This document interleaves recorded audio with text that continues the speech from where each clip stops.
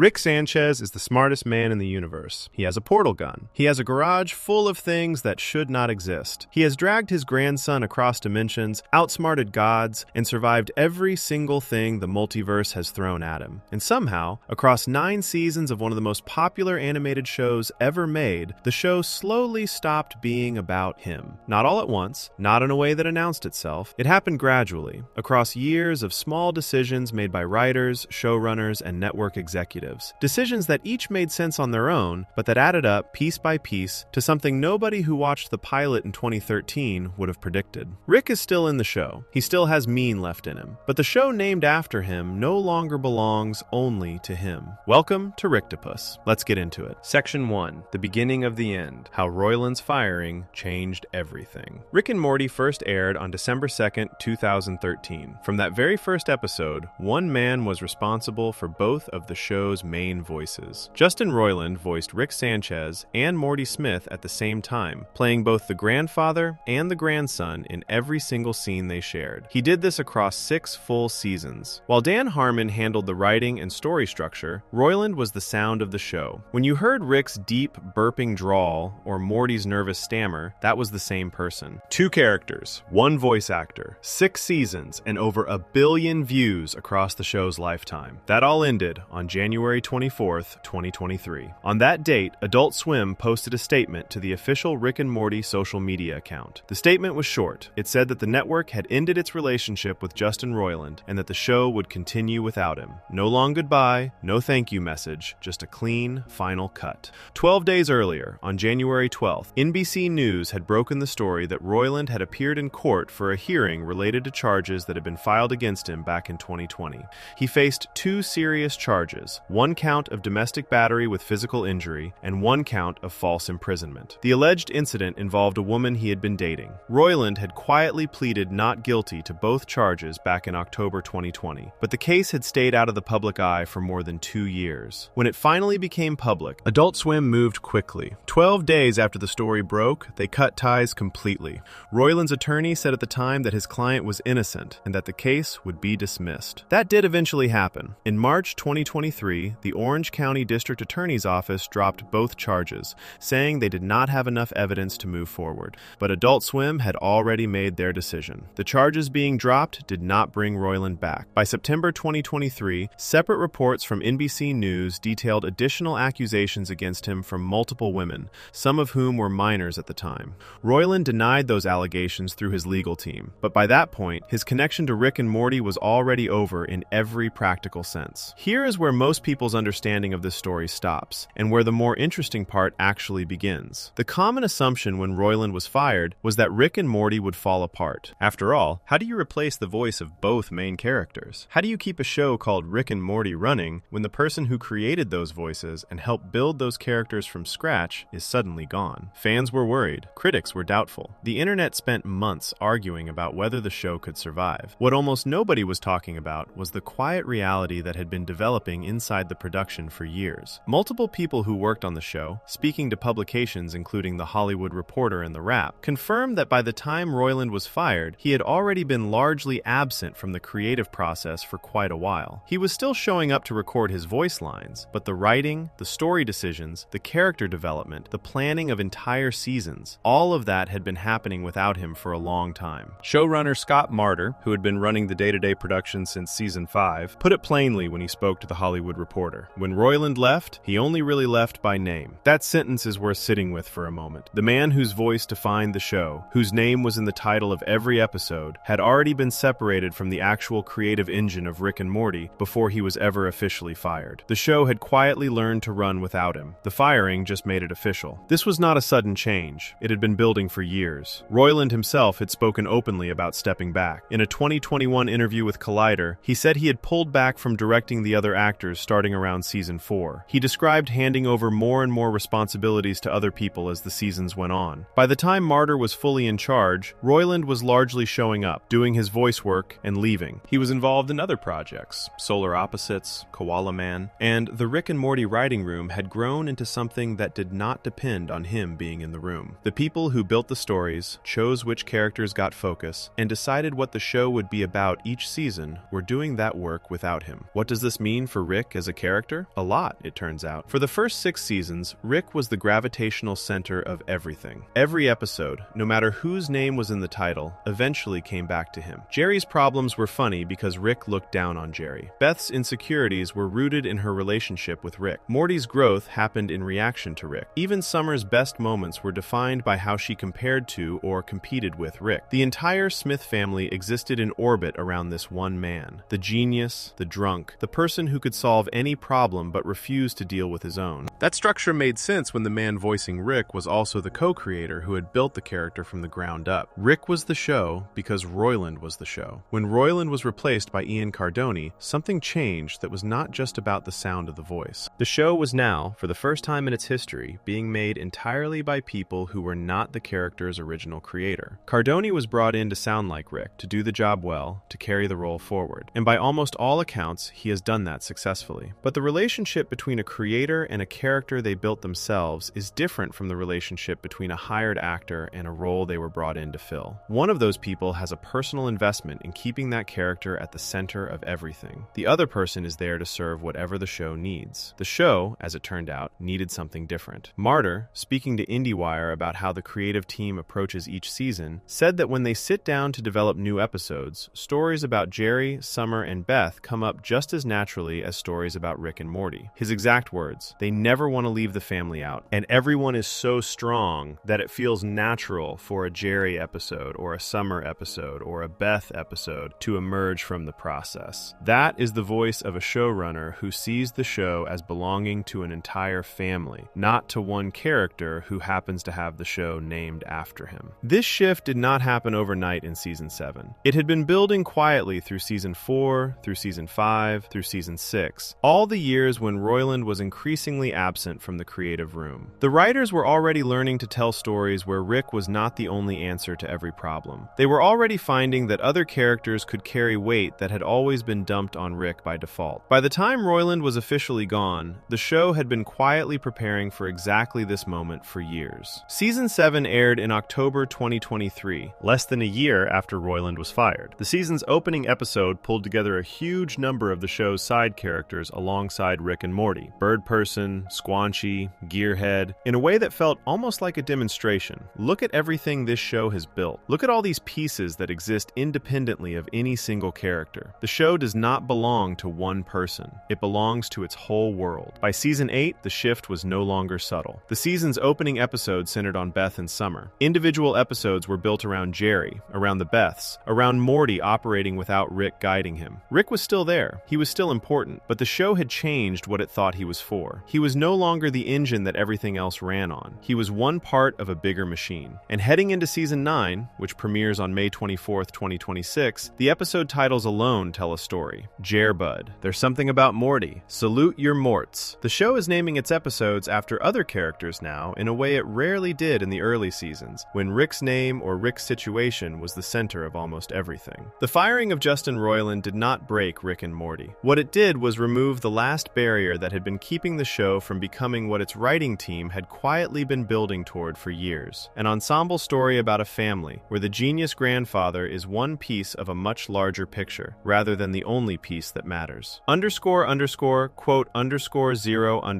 _0__. But understanding why the firing set all of this in motion requires understanding something that happened 5 years before Royland was ever let go. In 2018, Adult Swim made a decision that would change the shape of the show more permanently than any single casting change ever could, and almost nobody realized it at the time. Section 2. The 80-episode deal that broke Rick's monopoly before the 70-episode deal. Rick and Morty had aired 31 episodes total across 3 seasons. Season 1 had 11 episodes. Seasons 2 and 3 had 10 each. That was the whole show. 31 episodes spread across 5 years, from December 2013 to October 2017. And across every single one of those 31 episodes, one thing stayed constant. Rick Sanchez was the reason everything happened. He was the engine. He was the point. He was the character the whole story bent itself around. Then, on May 10th, 2018, Adult Swim made an announcement that nobody quite expected at the size it came in. 70 new episodes. Not 10, not 20, 70. In one single order, Adult Swim guaranteed Rick and Morty a future that was bigger than its entire past, more than doubling everything the show had produced in 5 years. At the time of the the announcement, the show's third season finale had just delivered the highest ratings Adult Swim had ever seen in its whole history. Rick and Morty was the #1 comedy on all of television in 2017, with people between 18 and 34 years old, not just on cable, not just on Adult Swim, but across every channel, beating out shows that had been running for decades. Adult Swim knew exactly what they had. The 70-episode deal was their way of locking it in. Royland, at the time, called the deal a way to keep the machine going, and said he was confident the order would allow them to put out new seasons faster than they had before. Harmon said that the contract talks had gotten complicated, which makes sense when you look at the size of what was being agreed to. These were not just episode orders. They were deals that would shape what the show would become over the next several years, what it would need to be, structurally, to survive at that scale. Here's the thing about making 70 episodes of a show that, up to that point, had kept itself alive through careful, slow storytelling. You can no longer afford to be careful and slow. In the first 3 seasons, Rick and Morty built its story like it had all the time in the world, because it did. Seasons came out years apart. Season 1 ended in 2014. Season 2 did not arrive until 2015. Season 3 did not air until 2017. The fans waited. The show made them wait. And during those gaps, the story that existed had room to breathe and mean something. Rick's backstory, the loss of his wife Diane, the version of himself who destroyed his family, the grief that sat underneath everything he said and did, all of that was handled carefully across a small number of episodes that aired slowly enough for each one to land with weight. The show could afford to make Rick the entire center of everything because it was only making about 10 episodes per gap. 10 episodes spread over a couple of years of waiting meant every episode felt important. Every piece of Rick's story got time. The show never had to ask what it would do with Rick across 70 more episodes because it never had to think that far ahead. After May 2018, it did. Variety, analyzing the effect of the deal on the show's direction, noted that one of the most significant changes that followed was the show moving away from the long, connected story about Rick working through his past and towards something different. A mix of one-off adventures and occasional bigger moments, rather than a single driving story that everything pointed toward. The show had built seasons around the idea of Rick's unresolved damage being the thread that held everything together. With 70 more episodes ahead, that thread could not do that job by itself anymore. It was simply too thin to stretch across that much content without snapping. Think about it from the writing room's point of view. If you are making 7 more seasons of a show, and your central character's deepest wound is that he lost his wife and is haunted by an evil version of himself, how many times can you return to that well before the audience gets tired of it? How many episodes can you build around one man's grief before you have either resolved it or exhausted it? The 70-episode order forced the show to start answering that question, because with that many episodes ahead of them,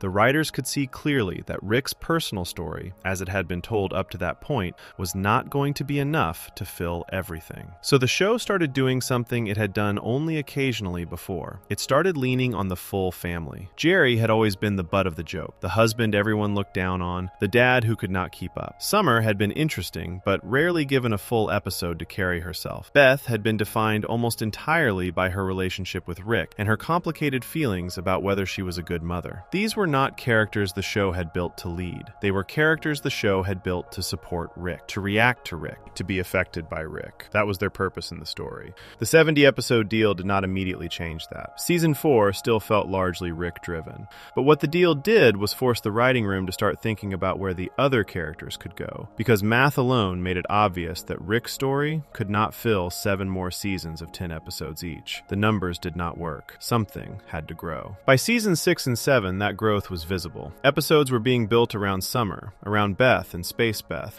around Jerry in ways that had not happened before with the same confidence. The show was not replacing Rick. He was still there, still important, still doing things only Rick could do. But his stranglehold on the story had loosened, because it had to. The 70-episode deal made loosening it a practical requirement, even before anyone had made it a creative goal. Showrunner Scott Martyr, speaking to The Wrap before season 8, said that even in seasons deep into the show's run, he still felt the same pressure to make every single episode as strong as possible. He said that what he was seeing in the quality of seasons 8, 9, and 10 felt unlike anything he had experienced on a show this far into its life. And part of why those later seasons could feel fresh, while the earlier ones had started to feel like they were running out of room for Rick, was exactly this. The show had spread its weight across more shoulders. Rick was not the only one holding the story up anymore. There is a quiet irony in all of this. The 70-episode deal was announced announced as a celebration of Rick and Morty's success, proof of how big the show had become, how much Adult Swim believed in it. But the practical effect of committing to that many episodes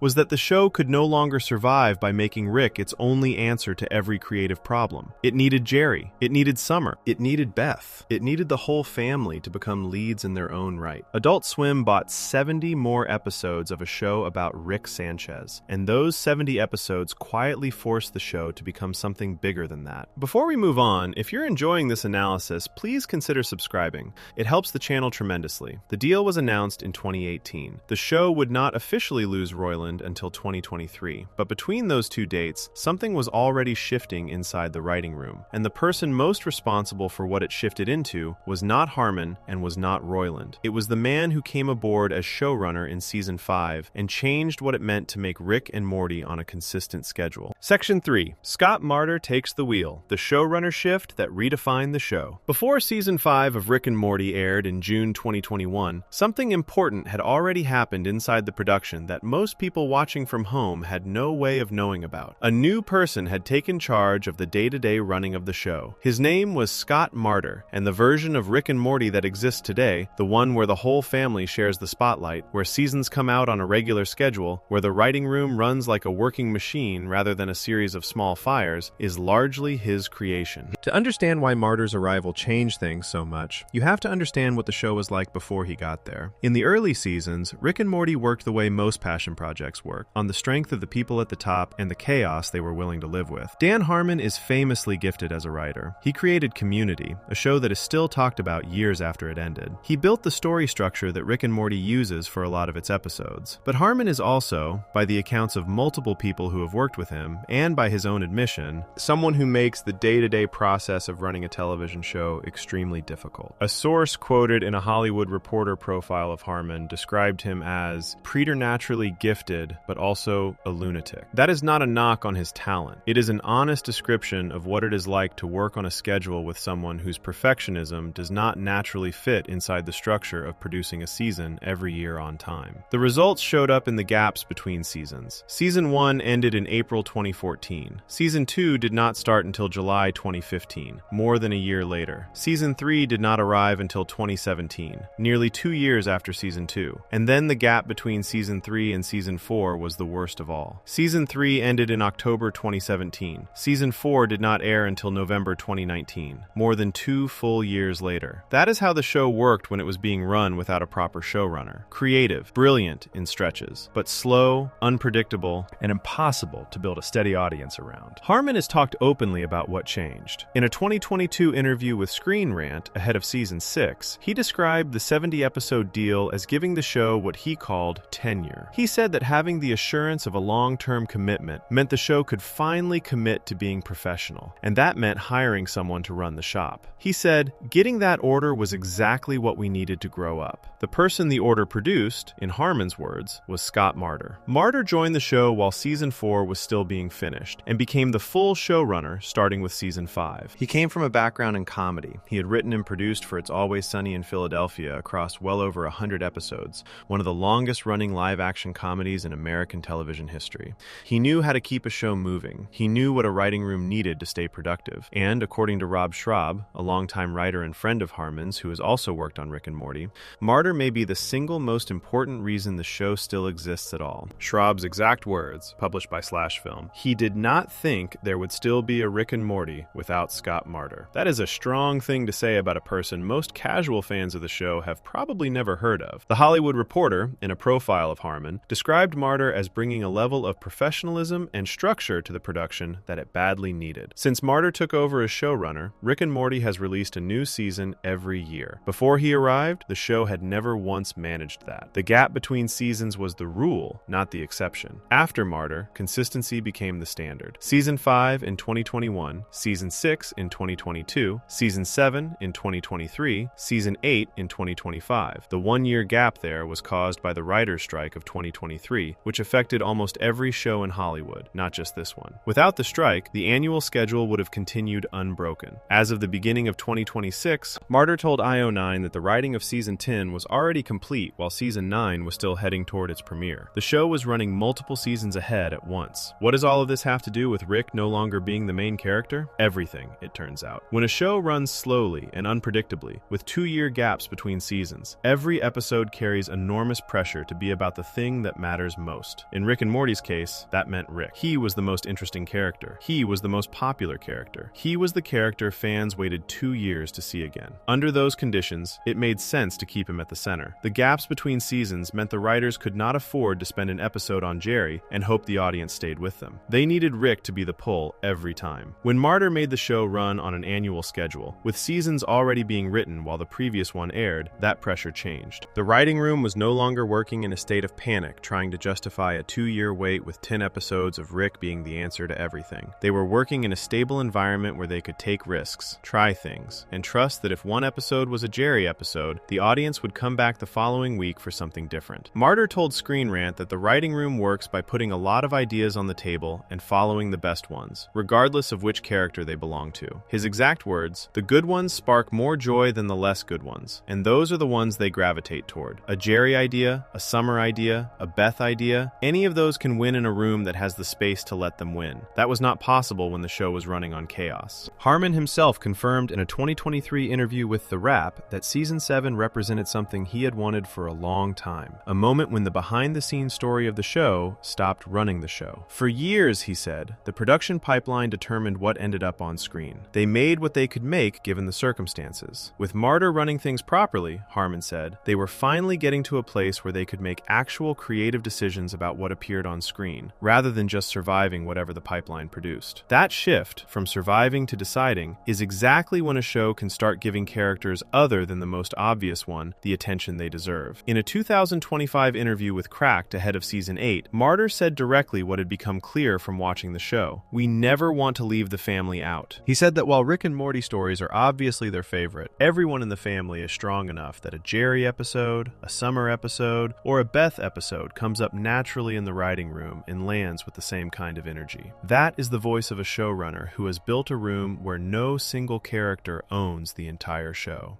There was a time when Rick owned it entirely. That time ended when Martyr arrived and built something more stable around the character who had always been at the center. Rick did not lose his place in the show because anyone decided to push him out. He lost it because the people running the show finally had enough room to let everyone else in. Before we move on, if you're enjoying this analysis, please consider subscribing. It helps the channel tremendously. But stability and a new showrunner can only explain so much. There is a deeper reason why Rick specifically had less to do in the seasons Martyr oversaw, and it has everything to do with a moment that happened in Season 7, when Rick finally caught the thing he had been chasing since the very beginning of the show. Section 4. Rick Prime is gone, and Rick has nothing left to chase for. Most of Rick and Morty's run, there was one thing underneath everything Rick did. Not the drinking, not the science, not the adventures. Underneath all of it, hidden so deep that the show spent years only hinting at it, was a single wound that never healed. His wife Diane was dead. His original daughter Beth was dead. And the thing that killed them was another version of himself. That is the foundation of Rick C-137, the Rick we follow across all the seasons of the show. Not the genius, not the smartest man in the universe, the man who lost his family and spent decades afterward hunting the person responsible. The show revealed this slowly and carefully. In the Season 3 premiere, Rick showed a memory of Diane and young Beth being killed by a bomb dropped by another Rick who had come to his garage offering him the technology to travel across dimensions. Rick later said that memory was made up, something he created to fool his captors. For 2 more full seasons, the audience was not sure what was real. Then, in the Season 5 finale, an episode called Rick Mirai Jack, the truth came out completely. Morty was given a device containing all of Rick's real memories, and watching those memories made clear that the scene from Season 3 was true. A different Rick, the one who had come to be known as Rick Prime, had appeared at Rick C-137's garage. Rick C-137 turned down the offer to travel the multiverse with him. In response, Rick Prime dropped a device that killed Diane and young Beth. It was real. It had always been real. After losing them, Rick C-137 spent decades, not weeks, not months, but decades, crossing dimension after dimension, killing countless other Ricks in his search for the specific one who had destroyed his family. He never found him. The failure wore him down. He started drinking heavily. He lost the friends he had made along the way. He built the Citadel of Ricks almost by accident. The alliance formed because so many surviving Ricks banded together to stop him from killing them all. Eventually, exhausted and broken, he found a universe where a version of Beth had grown up without her Rick, and he stayed. That Beth became the Beth we know. Her son became the Morty we know. Rick built the life he had because the one he truly wanted was gone. This backstory is what the show was always pointing toward. Every time Rick was cruel for no reason, every time he pushed people away, every time he said nothing matters, it came back to this. He lost something real. He could not get it back, and he decided the only thing left to do was find the person who took it. That search was Rick's purpose. It was the engine underneath every season of the show. Then, on November 12th, 2023, in Season 7, Episode 5, the engine stopped. Unmortricken is the 5th episode of Season 7. Not a finale, not a premiere, just an episode sitting in the middle of the season. Written by Albro Lundy and James Siciliano, directed by Jacob Hare, it begins like several other episodes have begun, and then, without much warning, does something the show had been building toward for years. Rick finds Rick Prime. With help from evil Morty, who has his own reasons for wanting Rick Prime dealt with, Rick gets Rick Prime restrained. Evil Morty steps back, and Rick beats Rick Prime to death. There is no music during the killing. The show does not make it exciting or funny. The only sounds are Rick's fists and the sounds they make. When it is over, Rick is covered in blood, and the episode gives him nowhere to go. No celebration, no emotional release, no peace. Martyr, speaking about the episode afterward, described Rick's situation by asking, "What do you do if you have been avenging your dead wife for your whole life, and you succeed, and then you just keep living? Where does your story go when that is the only thing that has defined you?"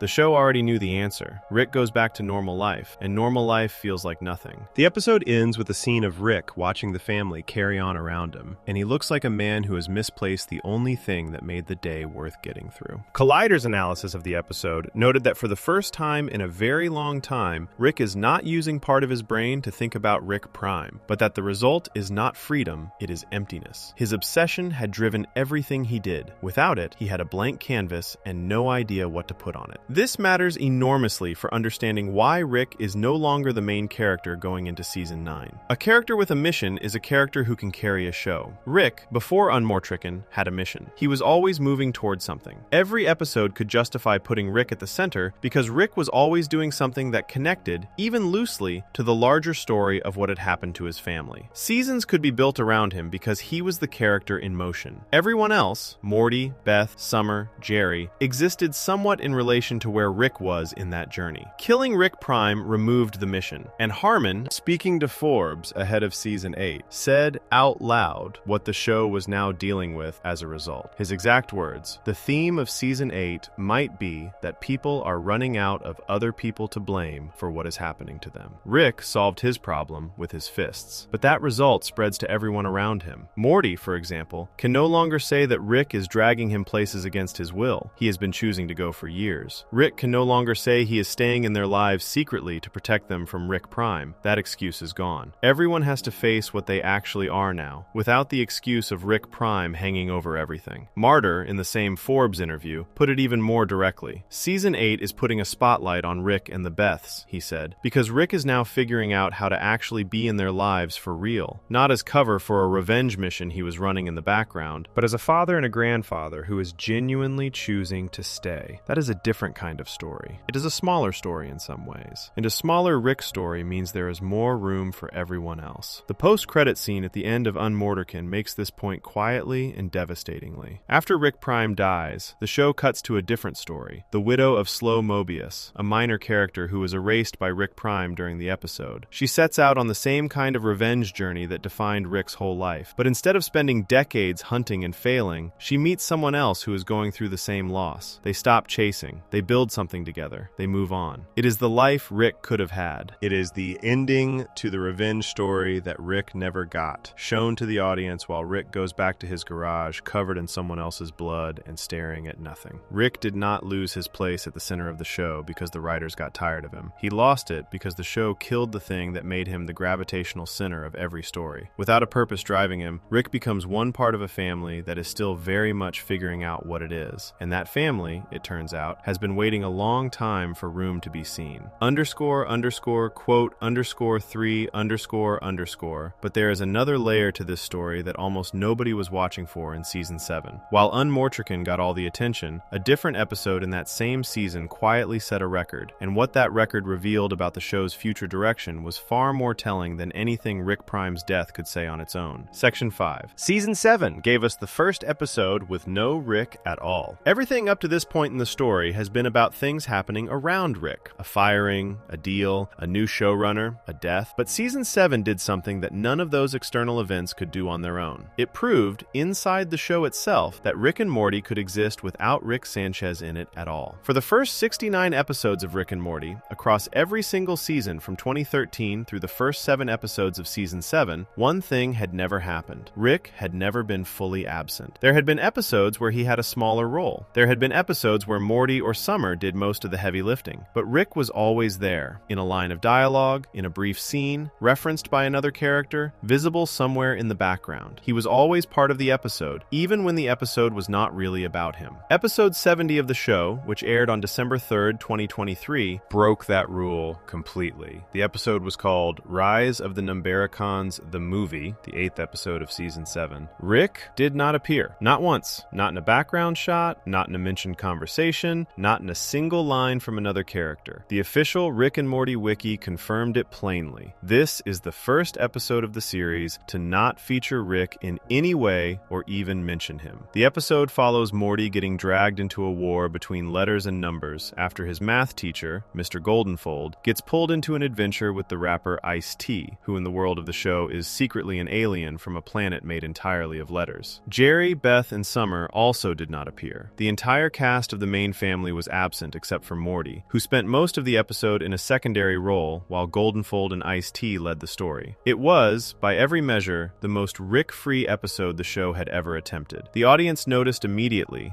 and they did not like it. Rise of the Numbericons, the movie, holds an IMDb score of 4.5 out of 10. As of Season 7 airing, that made it the lowest rated episode in the entire history of Rick and Morty on IMDb. Lower than any episode from Seasons 4, 5, or 6. Lower than any episode from the earlier seasons. Viewers who voted felt that without Rick and his relationship with Morty at the center, the episode had no weight. Critics noted that the show had forgotten what made it work. Not just the comedy, but the specific tension between an old man who says nothing matters and a teenager who genuinely believes things do. Take Rick out of the equation, and that tension disappears. And with it, the emotional backbone that gives even the silliest episodes something to hold on to. This is the honest, documented result of the experiment. The first Rick-free episode in the show's history was also the show's worst-rated episode in its history. That fact matters. It tells you something real about what the show needs and what it cannot simply remove. But here is what makes this experiment so interesting from the perspective of what the show was learning and where it was heading. The writers did not stop. They kept going. And just 2 episodes after Rise of the Numbericons the movie, in the Season 7 finale, they tried something different and got the exact opposite result. The Season 7 finale was called Fear No Mort, the 10th and final episode of the season, airing on December 17th, 2023. It was written by Heather Ann Campbell and directed by Eugene Huang. The episode sends Rick and Morty to what looks like a carnival of nightmares, a place where people go to be scared, but they find that after everything they have been through, nothing at the carnival frightens them anymore. A strange man approaches and tells them he knows something that will genuinely scare them. He takes them to a Denny's restaurant. In the men's bathroom is a hole in the floor. Rick and Morty enter it. What happens inside the hole is the episode's entire point. Morty believes Rick is with him as he goes through his deepest fears, including a version of Diane, Rick's dead wife, who appears as a vivid presence in the hole's reality. The episode spends time letting Morty work through what he is afraid of, what he believes about Rick, what he thinks his place in Rick's life actually is. Then, at the end, the truth is revealed. Rick never entered the hole. Morty was alone the entire time. Everything he experienced, including the version of Rick he talked to, came from inside Morty himself. It is a Morty episode. Almost the entire episode lives inside Morty's head. Rick is present in the form Morty imagines him, but the real Rick stayed outside. The story belongs entirely to Morty. His fears, his psychology, his understanding of his own relationship with his grandfather. The audience's reaction was the complete opposite of what happened with Rise of the Numbericons. Fear No Mort earned a 9.4 out of 10 on IMDb, making it the highest rated episode of Rick and Morty in 4 years at the time of airing. Screen Rant documented this directly. It was the show's highest rated episode in 4 years, and it achieved that by doing the one thing the show had resisted doing for most of its run. done, treating Morty as the primary character, with Rick in a supporting position, and letting Morty's inner world carry the full weight of the story. Season 7, taken together, ran this experiment from both ends and got clear results. Remove Rick entirely, and the episode fails. Center the episode on Morty's psychology while keeping Rick present but in a secondary role, and the episode becomes the best reviewed thing the show had done in years. The lesson the writers were able to take from Season 7 into Season 8 was not that Rick should be removed from the show. It was that the show works best when Morty, or another character, is doing the heavy lifting emotionally, while Rick exists around that work rather than above it. This distinction is the difference between removing Rick from the main character position and removing Rick from the show entirely. The episode without Rick proved the first option is dangerous. The finale proved the second option is not what anyone was suggesting. What the show was moving toward was something more specific. Rick as one part of a bigger story rather than the only story worth telling. Steve Levy, one of the show's executive producers, said in a Reddit AMA ahead of Season 9 that he is excited for where they take Rick over the course of the next few seasons, because Rick has come a very long way from who he was in the pilot. That is the language of a character who is developing, not disappearing. A character who has been the center of everything for 7 seasons and is now being allowed to grow into something different. Something that does not need to be at the center of every story to be important to the show. The data from Season 7 supported exactly that direction. The episode where Rick vanished entirely scored 4.5. The episode where Morty became the emotional lead and Rick played a supporting role scored 9.4. The show had its answer. Quote _4__. And Season 8 took that answer and applied it immediately, starting with the very first episode, which was not about Rick at all, but about 2 characters the show had spent years leaving on the side. Section 6. The Season 8 premiere wasn't about Rick, it was about Beth and Summer. When Season 8 of Rick and Morty began on May 25th, 2025, it made a choice immediately. Not a subtle choice buried in the back half of the season, or hidden inside a complicated lore episode. A choice that was visible from the very first scene, visible from the episode title, visible from everything the show had been building towards since the showrunners started talking about where the season would go. The season opener was called Summer of All Fears. Summer, not Rick and Morty, Summer. It is the first episode in the entire show's history to use only Summer's name in the title. That alone is worth noticing.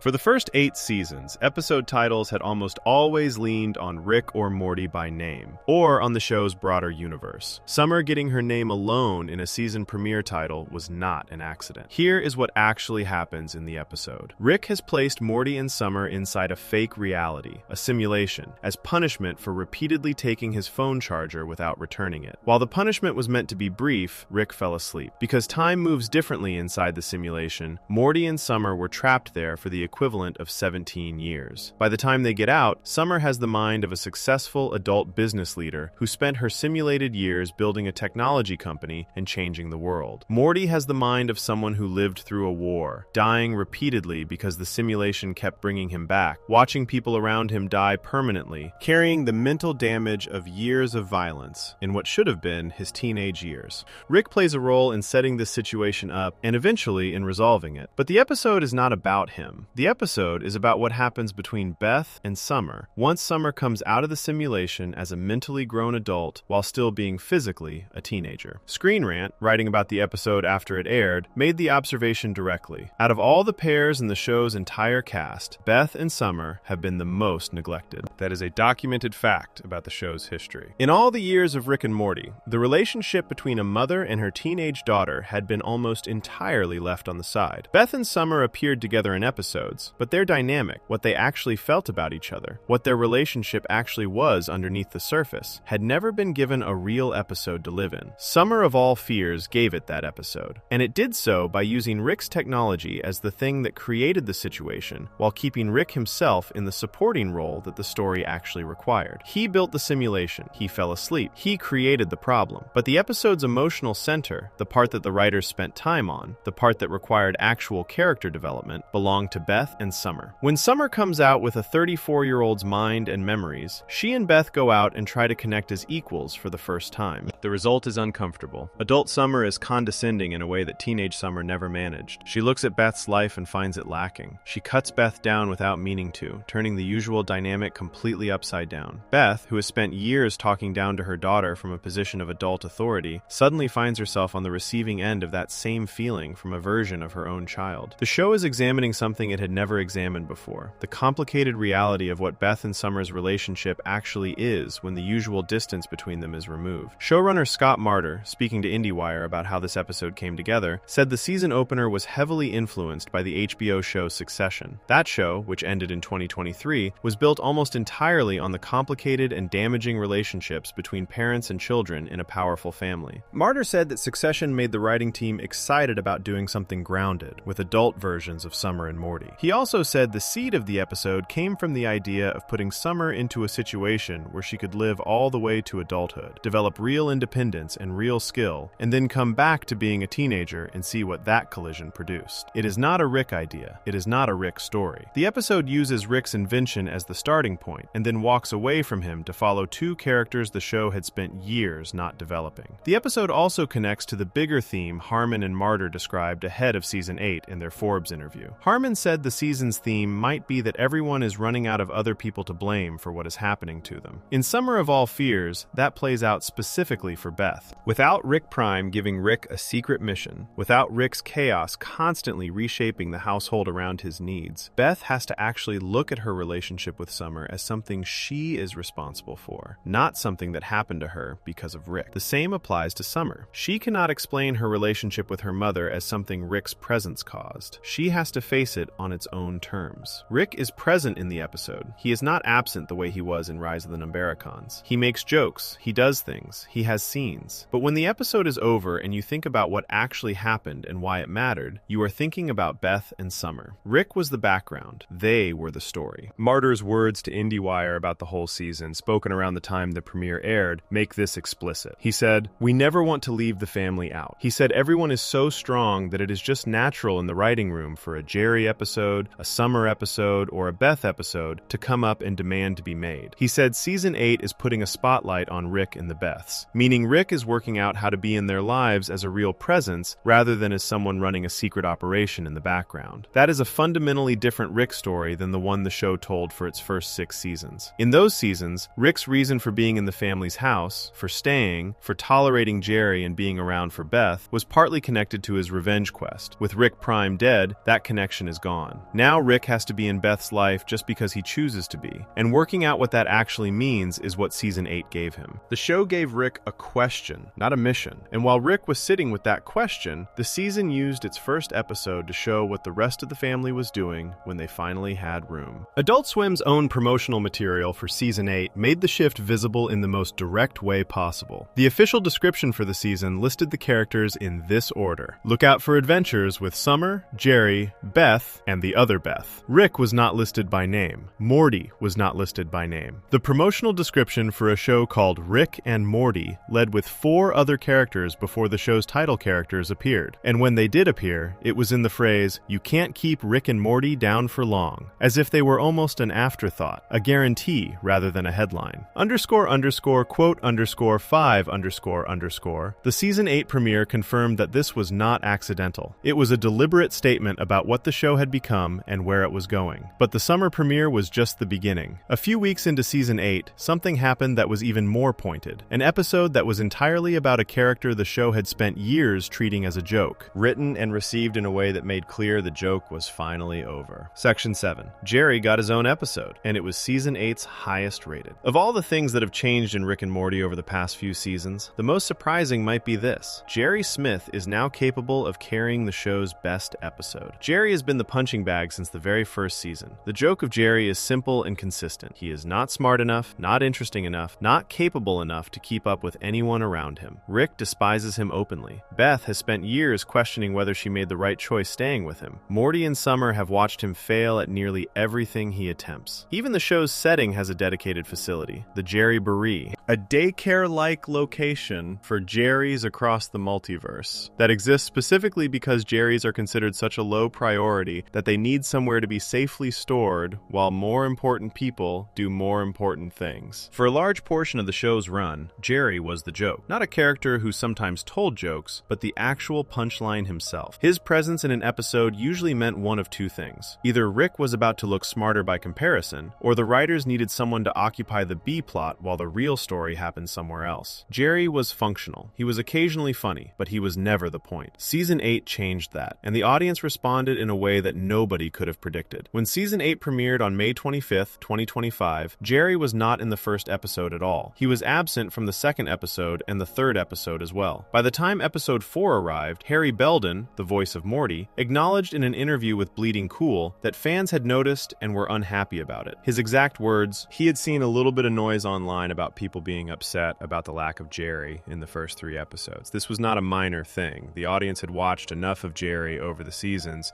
to feel his absence in a season that was specifically advertising itself as a family-focused story. The show delivered him in episode 4 and kept him present through the rest of the season. But the moment that made the clearest statement about what Jerry had become was episode 8, which aired on July 13th, 2025. That episode was called No Mortland, written by Albro Lundy and James Siciliano, directed by Phil Mark Sagadraka. Its official description, as listed by Adult Swim, was simply, "Jerry makes a friend just as jobless as he is." The episode begins with an ordinary morning at the Smith household. Jerry is eating cereal at the table while the family moves around him, which is exactly the kind of scene the show has used to establish Jerry's invisibility for years. Nobody talks to him. Nobody seems to see him. Then something unusual happens. Another Jerry walks in. This one, who eventually gets called Mooch by the episode, is a version of Jerry from a different universe who has been quietly slipping through gaps in the space between dimensions, moving from one version of the Smith household to another, surviving entirely by taking small things from other Jerry's lives. Mooch tells Jerry about something called the Road, a path that exists between dimensions that Jerry's have discovered over time, one that does not require Rick's technology to use. The Road is made up of the cracks and openings left behind by Rick's adventures across the multiverse over the years. The gaps Rick punched through reality while chasing Rick Prime and building his inventions. Those gaps created something, and the Jerrys, completely ignored by everyone around them, noticed. They built their own way of moving through the world that has nothing to do with Rick at all. This is a genuinely interesting piece of world building, and it is entirely about Jerry. Not about what Jerry means to Rick, not about how Jerry looks stupid compared to Rick. The episode gives Jerry his own corner of the multiverse that Rick did not create and does not control. Jerry and Mooch travel through different versions of reality together. They visit a dimension where everyone only speaks in the word blah. They visit a frozen dimension where the Smith family died from the cold. Along the way, they end up at a location called Grand Central, a gathering place for Jerrys from countless dimensions who went on an adventure and never made it back to their original homes. It is, in its own strange way, a portrait of what happens to Jerry's when Rick is not around to define everything. They find each other and they keep going. The episode ends with Jerry returning home to discover that the family was actually worried about where he had been. Not in the way they might worry about Rick being gone, not because Rick is useful and powerful and needed. They worried about Jerry because he matters to them. The episode does not overstate this. It does not turn into a big emotional speech. Jerry comes home, the family expresses relief. They quickly return to treating him with the familiar, low-level affection and frustration that defines their relationship with him. And that is exactly the right amount. Just enough to establish that he is not invisible. Just enough to make the point without turning it into something the show could not sustain. The audience gave No Mortland an 8.0 out of 10 on IMDb. That made it the highest-rated episode of the entire 8th season. The episode that topped the ratings for Season 8 was a Jerry episode. The character who existed for years primarily as a figure of ridicule gave the season its best-reviewed hour. One viewer review on Plex summed up the response that a significant portion of the audience shared, saying the episode showed that Jerry is not just some useless side character and created a weird universe of Jerrys that was genuinely interesting. The review called for the creators to expand on the concept further. Showrunner Scott Martyr had confirmed before Season 8 aired, in a Reddit AMA, that Jerry would have some really memorable moments in Season 9 as well. That is a statement about a character who, for the first 6 seasons, was considered so disposable that he had his own multiverse daycare facility. The show has arrived at a point where the question being asked in writers' rooms and fan discussions is not how to keep Jerry out of Rick's way, but how to build on what Jerry has already demonstrated he can carry. There is a critic at Episodic Medium who reviewed No Mortland and made an observation that captures what this Jerry episode actually reveals about where the show has gone. The reviewer wrote that Jerry is the part of being human that characters like Rick spend their entire lives working and failing to forget. Jerry is the opposite of Rick in every specific way that matters. He is ordinary, he is vulnerable, he accepts help, he does not pretend to be above needing things from other people. The show has has always used that contrast to make Rick look more powerful. What Season 8 started to discover is that the same contrast can be used to make Jerry look more honest. Rick's invulnerability comes at a cost. Jerry's vulnerability is what makes him capable of actually connecting with the other Jerrys he meets, of seeing them, of caring about what happens to them, of building something in the gaps Rick left behind. The idea that Jerry builds things in the gaps Rick left behind is not a small observation. It is almost a description of what the entire show has been doing since the 70-episode deal was signed and the writing room started figuring out how to fill the space that Rick's dominance had previously occupied. Jerry found the road in the cracks of Rick's adventures. The rest of the family found themselves in the space Rick's revenge mission used to fill. The show is running the same story on multiple levels at once. Before we move on, if you're enjoying this analysis, please consider subscribing. It helps the channel tremendously. And while Jerry was discovering his own corner of the multiverse in Season 8, another character had spent 2 seasons quietly taking over territory in a way that the show had prepared for much longer. She had already been stealing Beth's role in the story since her first appearance, and Season 8 made that completely impossible to ignore. Section 8. Space Beth stole Beth's role, and the show knows it. The story of Space Beth is really the story of what happens when Rick makes a decision so morally complicated that it accidentally creates a better character than the one it was supposed to protect. It started in Season 3, Episode 9, an episode called The ABCs of Beth. Beth, after spending years feeling trapped in the life she chose, the horse surgery job, the family she was not sure she wanted, the marriage to Jerry, has a real, honest conversation with Rick. She realizes she shares some of the darker parts of her father's personality, things she had buried and refused to acknowledge about herself. She tells Rick she wishes she could have had a different life, one with more adventure and freedom. Rick, being Rick, offers her a solution. He can make a perfect copy of her, complete with all of her memories, who will stay home and live her regular life. Beth can go out into the universe and be whoever she actually wants to be. The episode ends without showing what Beth chose. Season 4's finale, an episode called Star Mort Rickturn of the Jerry, airing on May 31st, 2020, gave the answer. Beth did take the offer, but Rick, in a moment that was equal parts cowardice and twisted love, made the choice more complicated than it needed to be. He created the clone, placed both Beths in pods, then had a machine randomly swap them so that neither he nor anyone else could ever know which Beth was the original and which was the copy. He wiped his own memory of which was which. From that moment on, there were 2 Beths. One went into space and became a rebel fighter and adventurer known as Space Beth. One stayed home. Nobody, not Rick, not the Beths themselves, not the audience, knows which is which. And the show has made clear it will never answer the question. Space Beth, voiced by the same actress as regular Beth, Sarah Chalk, became a regular part of the show's cast from Season 5 onward. She appears in the show with a scar over one eye and a blue streak in her hair.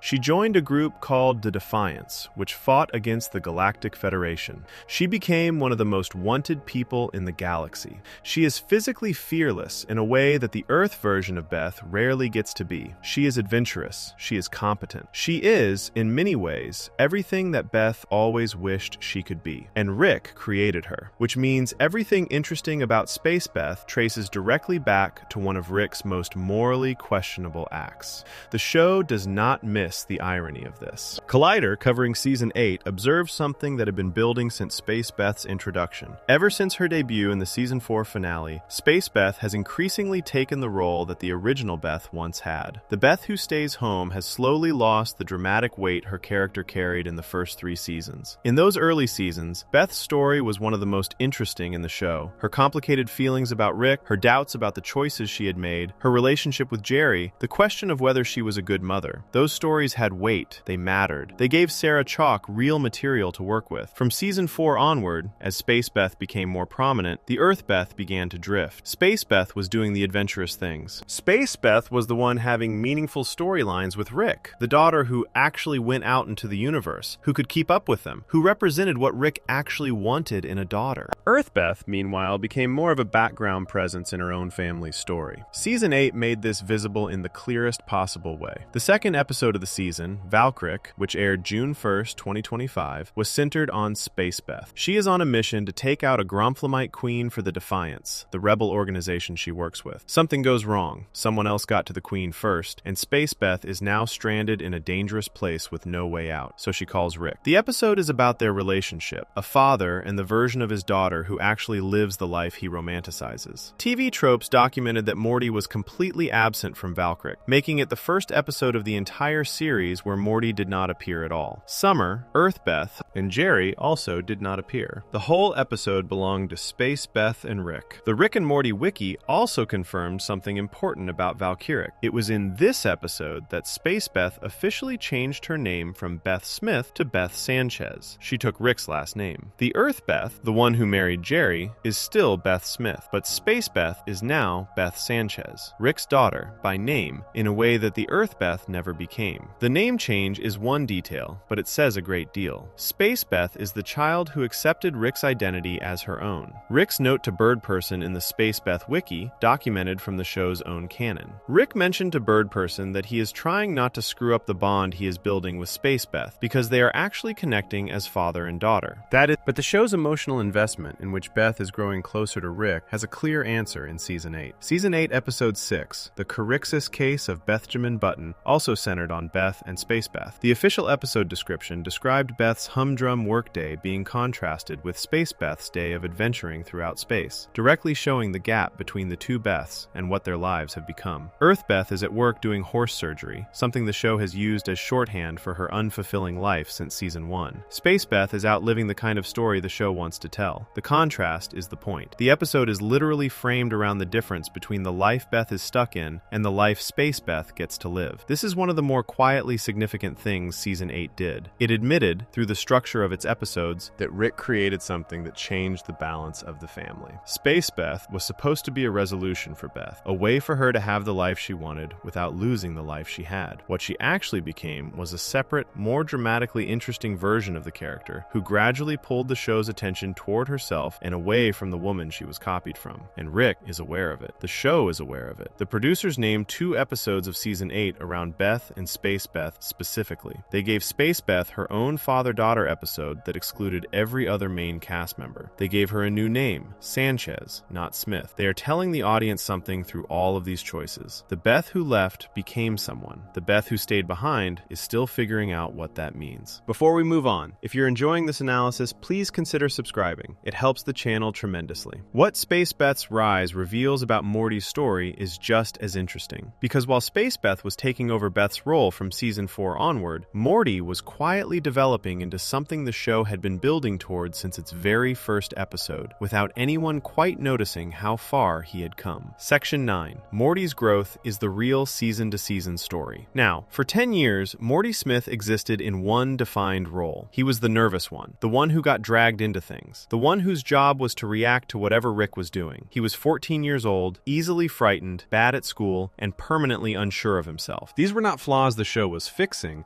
they were load-bearing parts of the character's purpose. Morty being small and scared and reactive made Rick look big and powerful and confident. The contrast was the joke. The contrast was also the relationship. But across Seasons 7 and 8, that has changed. Slowly, without any single announcement, without a dramatic transformation episode where Morty becomes a different person overnight, he has simply grown. And the show has started telling stories that treat that growth as real. The first place you can see it clearly is in the Season 7 finale, Fear No Mort. The whole structure of that episode rests on a fact about Morty that the show had spent years establishing without quite saying out loud. Morty sees himself primarily as an extension of Rick. He does not think of himself as the main character in his own life. He thinks of himself as Rick's companion, useful because Rick finds him useful, present because Rick allows him to be present. Morty's greatest fear, as the episode reveals through the fear hole's reality, is not death or failure. It is that Rick will one day find real happiness and no longer need him. This is not the fear of a sidekick who is comfortable being a sidekick. This is the fear of someone who has built their entire sense of value around a relationship with another person. The episode ends with the reveal that Rick never entered the fear hole at all. Morty imagined Rick's entire presence throughout the experience because he could not conceive of facing something difficult without Rick there. The imagined Rick, the one constructed entirely from Morty's own understanding of his grandfather, was more honest about Morty's psychology than any scene the show had written before. TV tropes documented the character development on display in this episode directly. Rick actually accepts Morty's hug rather than mocking him for it. After 7 seasons of Rick rejecting any expression of genuine feeling, he received Morty's embrace and awkwardly allowed it. Then, when Morty tells Rick not to enter the fear hole, even though Diane might be inside, Rick listens. He walks away from the thing he wants most because Morty asked him to. That is a Morty who has learned learned to use his voice. That is also a Rick who has learned to hear it. Season 8 then took this changed Morty and immediately tested him. The opening episode, Summer of All Fears, placed Morty inside a simulation for the equivalent of 17 years. He did not come out peacefully. He came out with the mental damage of someone who had lived through a war, dying repeatedly, watching others die permanently, carrying years of trauma packed into a teenager's body. The episode showed Morty actively fighting back against Rick, trapping his grandfather in the same simulation Rick had used to punish him. That is a Morty who does things rather than simply experiencing things. It does not make him a hero. It makes him complicated and hurt and real. Harry Belden, who voices Morty in seasons 7 and 8, said in a wide interview with Fandom Wire that season 8 found Rick, Morty, and Summer all sort of doing their own thing in a way. He described this as probably being something to do with healing. That is not a description of three characters functioning as one tight unit with Rick at the center. It is a description of three people who share a relationship but are beginning to have separate identities within it. Dan Harmon, speaking ahead of season 8, stated clearly what Morty's situation now is. Morty does not have the crutch anymore of claiming that his grandpa is dragging him everywhere against his will. This is a direct statement from the person who built the show. For years, Morty's narrative position was that he was a passenger, someone being pulled into things by someone bigger and louder. That excuse no longer holds. Morty goes on adventures because he chooses to. He stays with Rick because he decides to stay. And that means everything he does from this point forward says something real about who he actually is, rather than what Rick made him do. This matters enormously for the show's structure going into season 9. A Morty who is choosing to be there is a Morty who can lead. A Morty who knows his value is not defined by Rick's need for him is a Morty who can be the center of an episode without the show's whole logic falling apart. Fear No Mort proved this was possible, and that when done well, it produces the show's highest rated work in years. The episode scored 9.4 on IMDb, and the thing that made it land was not a cool sci-fi concept or a clever piece of plotting. It was Morty confronting and naming what he actually is, and deciding to be something different. Steve Levy, the show's executive producer, said in a Reddit AMA before season 9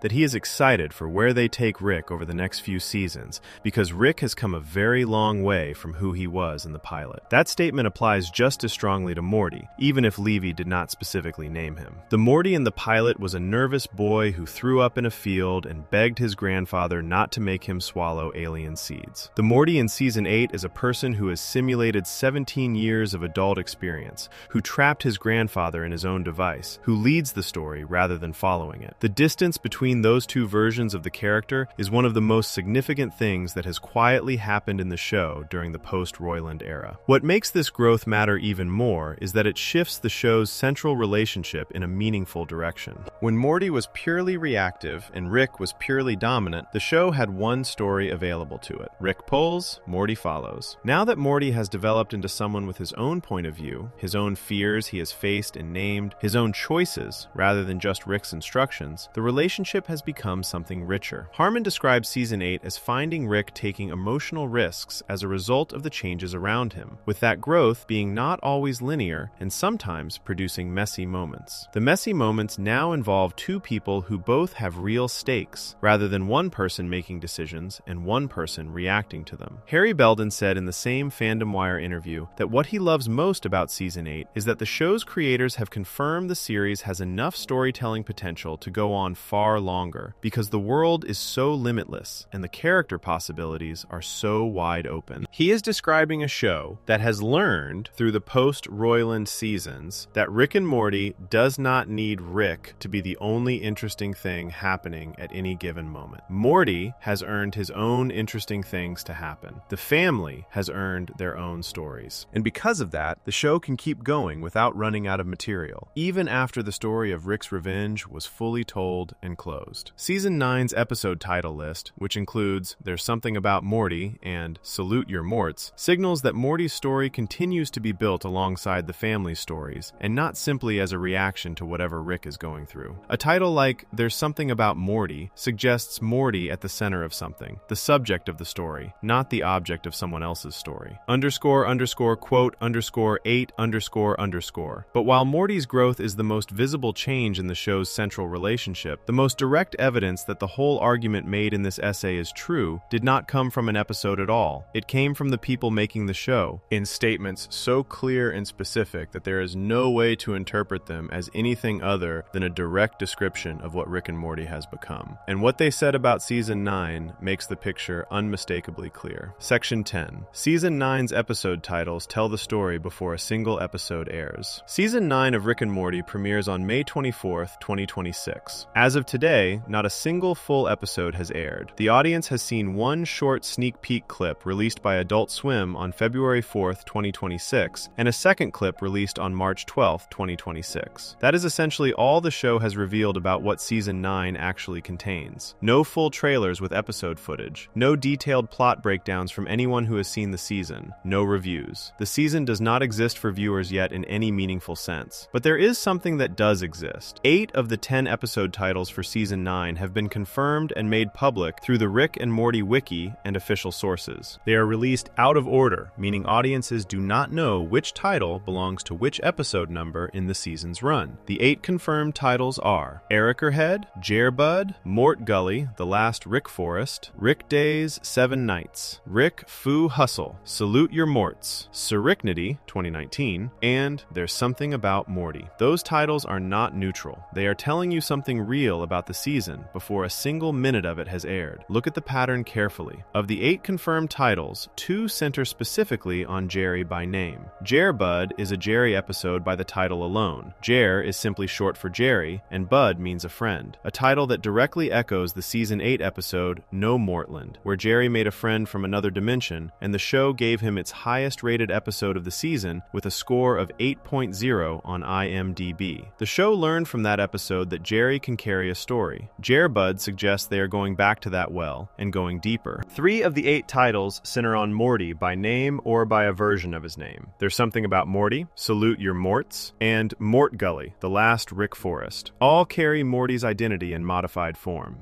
These are episodes that put Morty in the title position, the character position, the way Rick used to occupy it in the early seasons, where nearly every episode title referenced him by name or by a situation created by him. The 3 remaining non-Jerry, non-Morty titles, Rick Days, 7 Nights, Rick Foo Hustle, and Sericnity, 2019, carry Rick's name, but in the same playful word-mixing style the show has always used for everything. They do not tell us Rick is the central character of those episodes any more than the Ricklantis mix-up told us Season 3, Episode 7 was entirely about Rick. That episode, one of the most celebrated in the show's history, was almost entirely about the Mortys living inside the Citadel. The title used Rick's name because the show uses Rick's name everywhere. It is part of the branding, not a promise that Rick is the story. And then there is Erickerhead. The name Eric belongs to Principal Vagina, the school principal whose full name, as documented in the show's canon, is Eric Vagina. He appears in the Season 9 sneak peek clip released on February 4th, 2026, where he calls Beth and Jerry into school because Morty and Summer are being expelled for bad behavior. Erickerhead mixes Eric with Rick's name, suggesting a story that involves both of them rather than Rick operating alone. That is an episode built around a supporting character, a school principal, alongside Rick, which is itself a signal of the ensemble direction. 8 episode titles, 2 for Jerry, 3 for Morty, 3 with Rick's name in them, but in the pun title format that the show applies to everything, regardless of who the story is actually about. 0 for Summer, 0 for Beth. 0 that are straightforwardly about Rick carrying a story by himself. This is not a season built around a single brilliant scientist whose genius sets the universe in motion. This is a season whose titles, taken together, describe a show that has distributed its attention across its whole cast. What the showrunner said publicly about Season 9 in the months before it aired matches everything the titles suggest. In September 2025, Scott Martyr and Steve Levy took part in a Reddit AMA, a live session where fans could ask questions and get direct answers. Levy confirmed something that surprised a lot of people. They have Season 9 in post-production, Season 10 already in production, and Season 11 already in the writing stage. He said they are a lot further along than fans would think. This matters because it means Seasons 9, 10, and 11 are being developed simultaneously by a writing staff that has spent years understanding these characters deeply. The knowledge of who Jerry is, who Morty is, who Summer is, all of that is being applied across multiple seasons at the same time. The family is not a detour. The family is the plan. On the rating scale the show uses internally, borrowed from Harmon's podcast where 1 olive is the best possible score and 5 olives is the worst, Levy rated Season 9 as 1 olive. He said Season 10 is 0 olives, meaning he considers Season 10 even better than Season 9. He added, added, "They are both some of our best work." That is the executive producer of Rick and Morty saying that the post-Rick Prime era of the show, the era where the ensemble carries the story rather than one man's revenge mission, is producing the show's best output. Martyr said in the same AMA, "Season 9 will convince everyone we have a full tank of gas left in us." He said the episode ideas are still really flowing, and then he added something specific and pointed, that Rick still has plenty of mean left in him. That last sentence deserves as much attention as the rest. It is not saying Rick is still the main character. It is not saying Season 9 is Rick's story. It is saying Rick has not been softened, has not been turned into someone gentle and agreeable and easy to be around. He is still sharp. He is still difficult. He still has edges that cut. The show is reassuring a portion of its audience that Rick has not been removed from the show in spirit, even if he has been removed from the show's center. But here's the thing about that reassurance. You only need to offer it when people are worried it might not be true. You only need to say Rick still has mean left in him if a meaningful number of people have started wondering whether he does. That question could only exist in a world where the show has visibly moved some of its attention away from Rick. The reassurance is proof of the shift, not a denial of it. Martyr also confirmed in the AMA that Jerry will have some really memorable moments in Season 9. After a season where Jerry discovered the road and carried the highest-rated episode of Season 8 entirely on his own, the showrunner is promising more. He confirmed that arcs for Jessica, Evil Morty, Squanchy,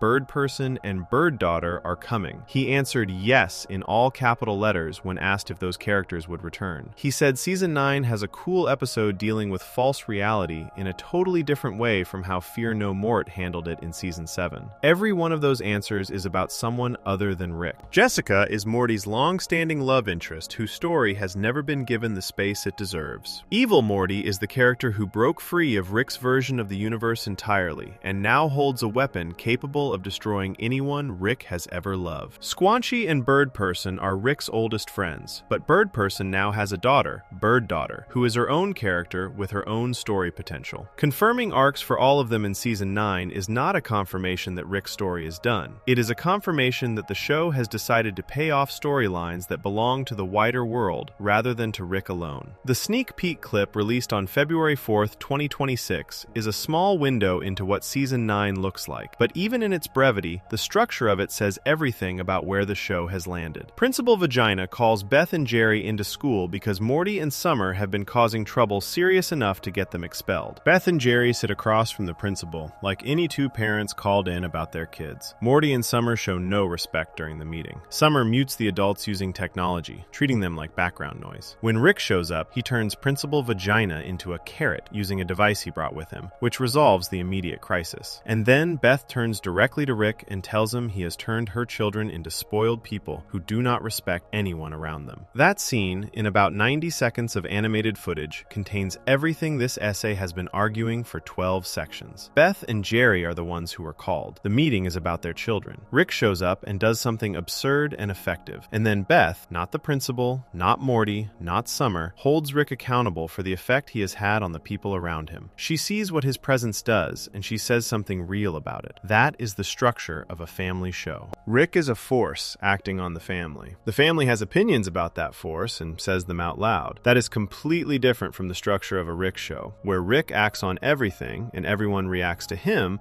while he moves on to the next thing. Steve Levy, speaking about where Rick is heading across the next several seasons, said he is excited because Rick has come a very long way from who he was in the pilot. That statement is one of the clearest things anyone connected to the show has said publicly about its direction. It is not saying Rick is the same as he was. It is saying Rick has traveled a significant distance, and that watching what comes next, where that distance leads, is what excites him about the show's future. The story of that journey, Levy is implying, is still being told. It just is not being told as the only story worth following. A man who has come a very long way from who he was in the pilot is a man still in motion, but his motion is now one thread among several, rather than the one thread everything else hangs from. The show that set out in December 2013 with a drunk scientist dragging his nervous grandson into dangerous situations across the multiverse has, over the course of 8 full seasons and several enormous changes behind the scenes, become something different. Not unrecognizable, not worse. The science fiction is still there. The comedy is still there. Rick is still there. Still difficult, still brilliant, still capable of turning a school principal into a vegetable without a second thought. But the show no longer operates on the assumption that he is the only thing worth watching. The writing room has spent years learning learning that Jerry can carry an episode, that Summer can have her name alone in a season premiere, that Space Beth can be the emotional center of a Rick and Morty story while Rick plays a supporting role, that Morty can face a fear hole entirely by himself and produce the highest rated episode in 4 years. Season 9's titles say it as plainly as 8 words can say anything. There's something about Morty.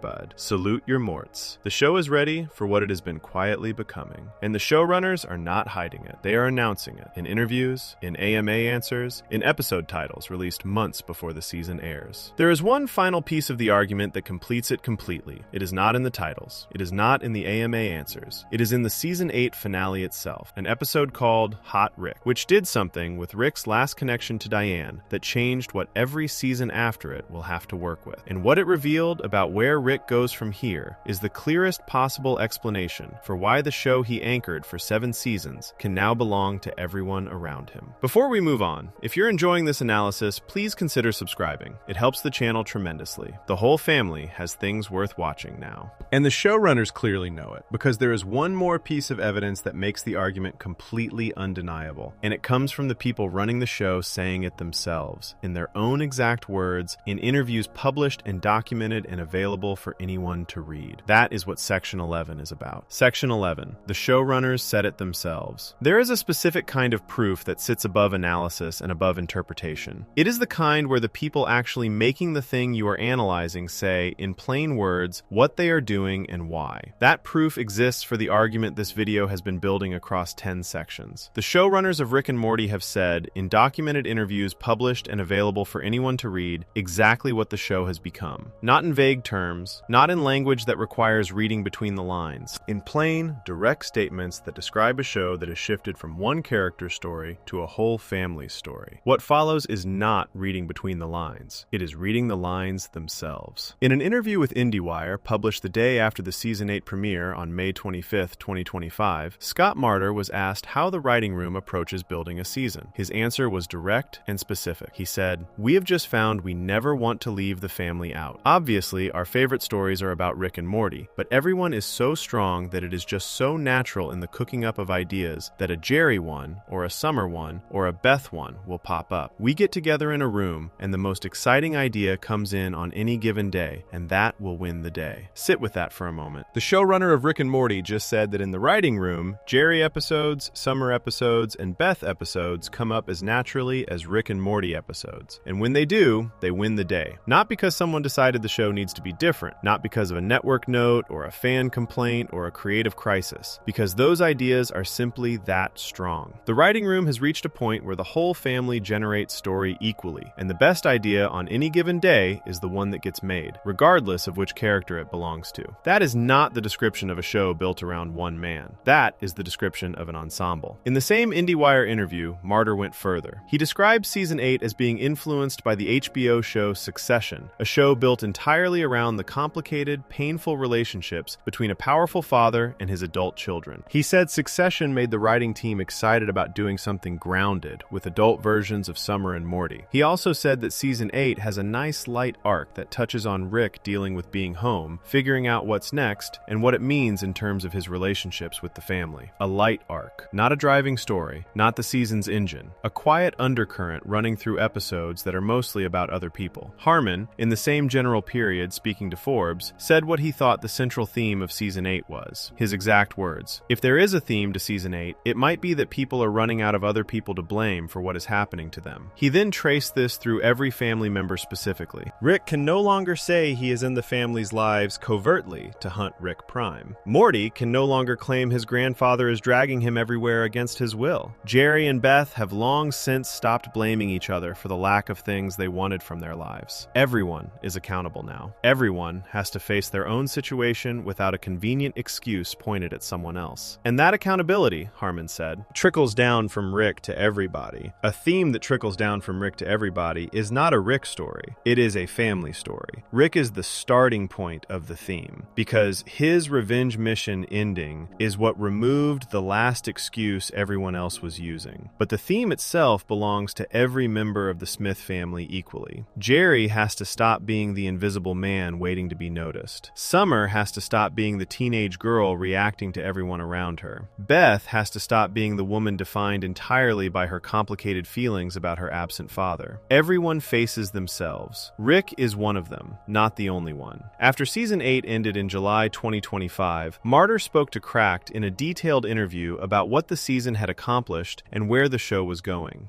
He described Season 8's approach to Rick as a light arc, meaning Rick's personal journey through the season was not a heavy, driving narrative force, but a quieter thread woven through episodes that were mostly carrying other stories. He said that light arcs are partly a result of the fact that he cannot fully control the flow of a season. But he also said something more interesting. He said he feels like he is getting away with something when he is able to build in a light arc that Rick can handle. That is a showrunner saying, with a genuine degree of satisfaction, that he has found a way to weave Rick's personal growth into a season without that growth consuming every episode around it. The mission was not to reduce Rick. It was to fit Rick's story into its appropriate size, while letting the family fill the rest. In the same post-Season 8 interview with Cracked, Martyr was asked directly about what quality the show was producing at this stage in its run. His answer was one of the most remarkable things he has said publicly about the series. He told The Wrap ahead of Season 8 that he cannot believe the quality being delivered in Seasons 8, 9, and 10. He described those seasons as feeling very unprecedented for a show this deep into its run. Not just good, not just solid, unprecedented. A feeling he described as having never quite had before on a long-running show. And then he added, internally, it is still feeling really fresh. A show that is still feeling fresh 8 seasons in, after 2 voice actors were replaced, after the original co-creator was fired, after the show's longest-running story was resolved. That show has figured out something new to be. And what Rick and Morty has figured out is that it is a family show. Not instead of being a science fiction adventure with portals and aliens and multiverse chaos, but alongside all of that. The family was always there. For the first 3 seasons, the family drama was one of the 2 things the show explicitly said it was built around. Domestic chaos and interdimensional adventure, both happening at the same time. Then Rick's revenge mission swallowed everything, and the family became the supporting cast for one man's grief. Now that the grief has been processed, the family has room again. And the writers are finding that having the whole cast to work with, rather than just one man's trauma, makes the show feel genuinely new, even this deep into its run. Harry Belden, the voice of Morty, confirmed this from inside the production. In an interview with a major entertainment publication ahead of Season 8, Belden said something specific and telling about how Season 8 felt different from the previous season. He described Rick, Morty, and Summer as all sort of doing their own thing in a way during this season. He said he thought this was probably something to do with healing. That is not a description of 3 characters orbiting one central figure. That is a description of 3 separate people, each with their own path, who share a relationship but are not defined entirely by it. Belden also noted that the show, having been renewed through Season 12, has essentially limitless storytelling potential, as long as the characters remain alive and the writing stays strong. The family being strong enough to generate their own stories is what makes that limitless potential real. Ian Cardone, the voice of Rick, said something equally revealing in the same period. He described Season 8 as showing Rick taking some emotional risks as a result of the changes around him. He said the growth is not always linear, that there are messy moments alongside the growth moments. That is the description of a character who is developing in real time, surrounded by other people who are also developing, rather than a character who is simply the most powerful and important person in every room. Messy growth only matters in a story where other people's reactions to the mess matter too. Rick being messy with Space Beth matters because Space Beth is a character with her own weight. Rick being messy with Jerry matters because Jerry is now a character who can carry an episode on his own and have it be the season's highest rated hour. The mess matters because the people around Rick matter now in a way they simply did not when every story bent automatically back toward him. Martyr also said in that same The Wrap interview something that functions as the clearest possible summary of what has changed in the show's creative process. He said, "The staff that we have now, writing Season 11, are the best of all the people he started with at the beginning of his time on the show. They have had great retention, and all of these people can write the show well. They know the characters, they know the family. They have spent years in a room where a Jerry idea, a Summer idea, a Beth idea can win the day alongside Rick and Morty ideas." The show's knowledge of itself, what it can do, who it can follow, what kinds of stories it can tell, is now spread across the whole family, rather than concentrated in the genius grandfather's single storyline.